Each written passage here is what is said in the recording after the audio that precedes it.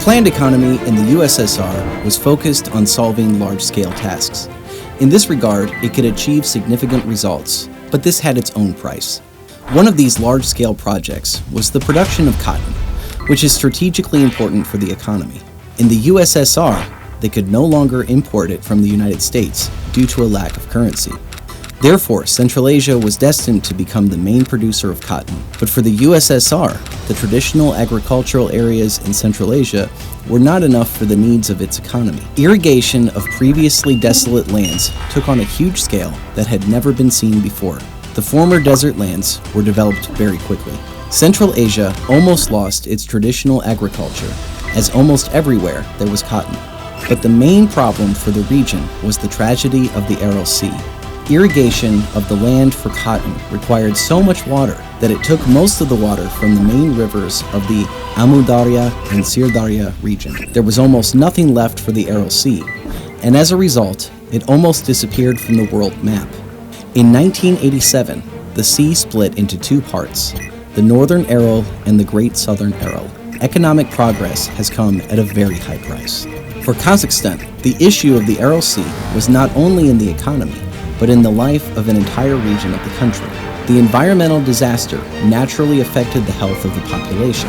Salt and toxic substances from the bottom of the dried up Aral Sea were scattered within a radius of thousands of kilometers. The seashore moved away from its original boundaries by many kilometers. The first president of Kazakhstan, Nursultan Nazarbayev, has paid special attention to environmental issues since he became the head of the young independent republic.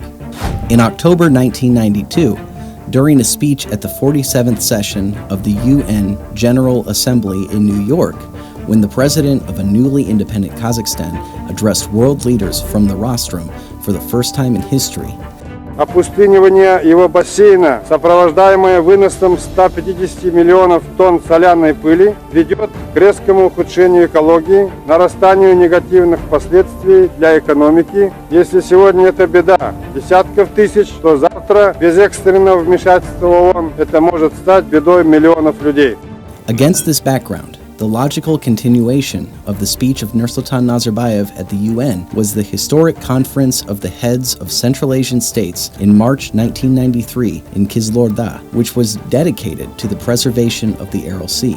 During this summit, the first president of our republic stated, "The Aral Sea problem can be solved only by joint efforts of our states and by relying on the broad support of the international community. The waters of the Amu Darya and Sirdarya should unite us, not divide us. Without focusing on our own interests, we have taken joint measures for the well-being and prosperity of the peoples of the entire region. I hope that the Kizilorda Conference will become an important stage in expanding cooperation and deepening good neighborliness between our states."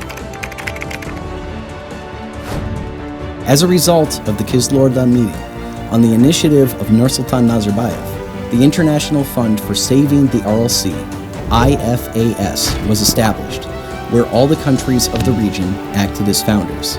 In the first years of its existence, the organization was very active. However, all sorts of contradictions and disagreements have surfaced. Due to economic interests, the Central Asian countries only increased water intake from the Amu Darya and Sirdarya. Due to the inability to agree on a common framework for cooperation in the field of water resources, Nursultan Nazarbayev decided to take the initiative. As a result, in 2005, a significant event occurred. Thanks to public funds, as well as financial support from the World Bank, the construction of the 13-kilometer Kokorol Dam was completed. This fact has become a turning point in the history of the Kazakh Aral Sea region. Now the Northern Aral, located on the territory of our republic, has been completely isolated from the south. If earlier the lake had moved as far as almost 100 kilometers from the city of Aralsk, now the water is at a distance of 10 kilometers. The level of sea salinity has also decreased to acceptable values. In turn, this has allowed the fish industry to partially revive.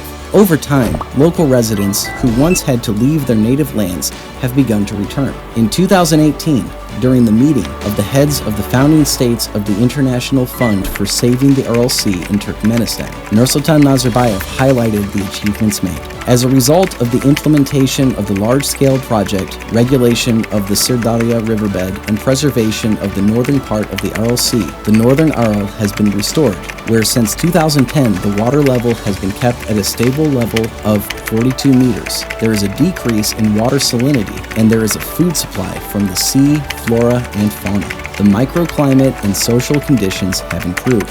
Going back to the 90s of the last century, we must admit that the efforts of Nursultan Nazarbayev were justified. The restoration of the small Aral Sea gave hope to thousands of local residents for a better life. History does not know many such examples when, thanks to the decisive actions of the country's leader, it was possible to turn the situation around in the fight against this kind of natural disaster.